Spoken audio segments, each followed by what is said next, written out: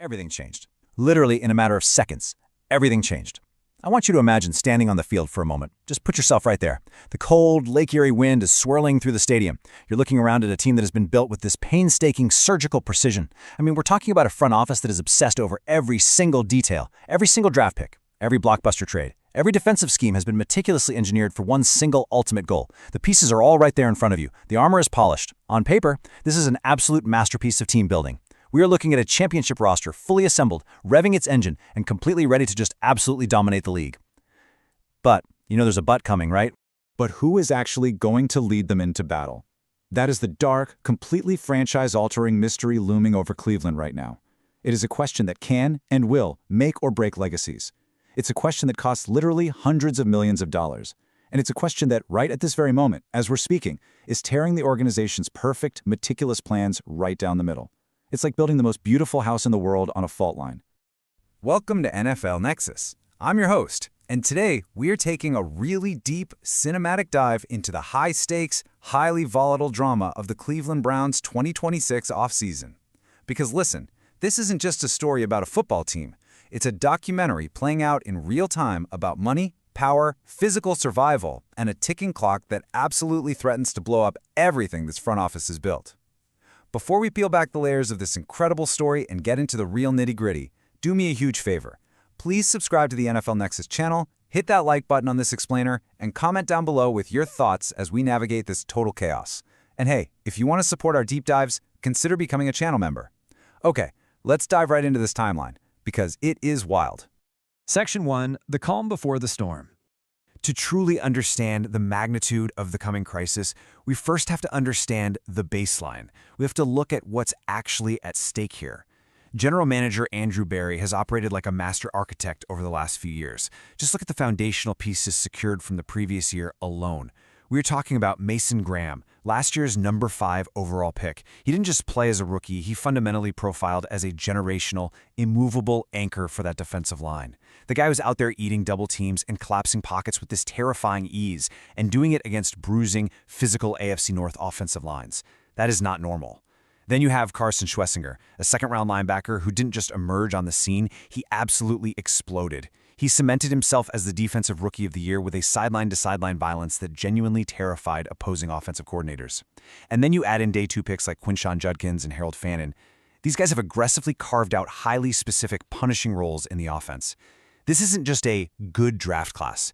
This is how you build an absolute juggernaut. This is the immense, terrifying strength of a championship core. When you look at this, you think, okay, this team has it all figured out. Section 2. Locking in the future. And the crazy part is, the front office didn't stop there. Because in this league, you know how it goes. If you aren't aggressively loading up on new weapons, you are actively dying. You're falling behind. So look at this number right here. $20 million. That is the massive, fully guaranteed money that was just handed to their first-round wide receiver, KC Conception, out of the number 24 overall pick. Now let's break that down for a second. Under the CBA's rookie pay scale, yes, all first-rounders get fully guaranteed contracts. But the payment schedules, the actual structure of the cash, those are brutal, behind closed-doors battlegrounds. Conception's deal includes a signing bonus worth roughly $11 million. The fact that it took longer than usual to finalize this deal indicates there was serious, high-stakes boardroom tension over the exact payout structure. But the Browns got it done. They didn't blink. They solidified their high-priced offensive weaponry, successfully locking down a young star to terrorize secondaries across the league. So the 2026 arsenal is officially locked, loaded, and completely financially secured. They came to terms quickly with their other first-round pick, offensive tackle Spencer Fano. So right there, they're building an impenetrable wall on the line of scrimmage. In the second round, they snatched up Washington wide receiver Denzel Boston. And let me tell you, Boston is a towering player that many scouts actually viewed as a day 1 first-round talent. To get him in the second round is a massive win. And they didn't just wait around to see who would fall to them. They aggressively traded up to number 58 overall, sacrificing crucial draft capital to grab Toledo's safety, Emmanuel McNeil-Warren. All 10 of their 2026 draft picks are now under contract for the next 4 years. Everything feels incredibly secure, right? It feels like this masterstroke of untouchable roster management.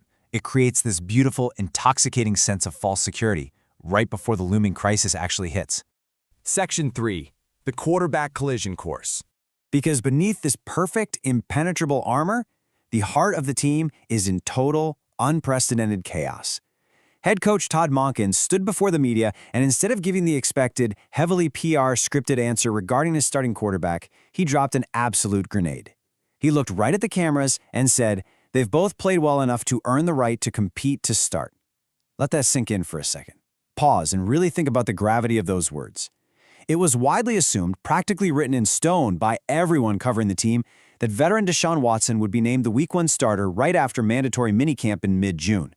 That was the script. We all knew the script. But Monken's shocking delay here reveals a totally different reality inside that building. It means the rising rookie phenom has closed the gap so significantly, so aggressively, that the coach literally cannot name a starter. It is a full-blown war for the most important position on the field, and nobody knows who is going to win.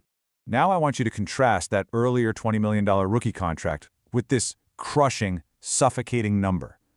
$230 million. Just let that wash over you.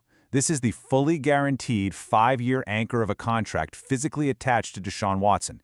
It is a historical financial burden. It was an unprecedented maneuver that completely reshaped the entire NFL economy the absolute moment the ink dried on the paper. We aren't just talking about a salary here. We are talking about immense, franchise-paralyzing stakes. This is the kind of money that forces ownership to get heavily involved in coaching decisions. It's the kind of money that demands complete justification on the field, regardless of who the backup is or how amazingly well that backup happens to be performing in practice. If Watson isn't under center, if he isn't the guy, that $230 million contract becomes an albatross, dragging the entire franchise underwater. And this slide right here perfectly illustrates the staggering juxtaposition of two entirely different worlds violently colliding in one locker room. On one side, you have Deshaun Watson, a highly expensive veteran entering the final guaranteed year of that massive deal, desperately trying to return from one of the most physically devastating setbacks in all of professional sports, a torn Achilles tendon. I mean, think about what an Achilles injury means for a quarterback. His explosiveness, his legacy, and his absolute career survival are all on the line with every single step he takes. And then, on the other side, you have Shedeur Sanders, the inexpensive, highly marketable rookie phenom, locked into a highly affordable contract all the way through the 2028 season. The pure, undeniable business logic of starting the cheap, dynamic rookie is mathematically overwhelming. It's what allows the team to actually afford all those other defensive stars we just talked about. Every single day in practice, these two diametrically opposed forces are staring each other down, taking reps, fighting for the exact same job. And the reality of this standoff? It's incredibly bleak.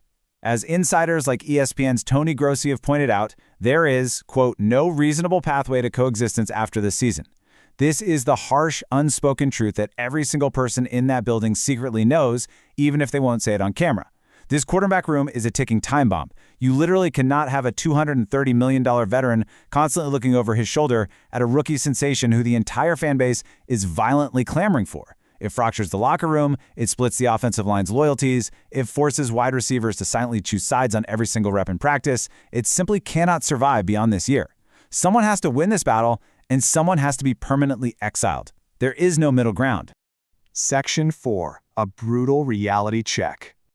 Just as the battle lines seem perfectly drawn between Watson's redemption arc and Sanders' rookie takeover, we get hit with this brutal reality check. A devastating external perspective that completely shatters the narrative we've been building.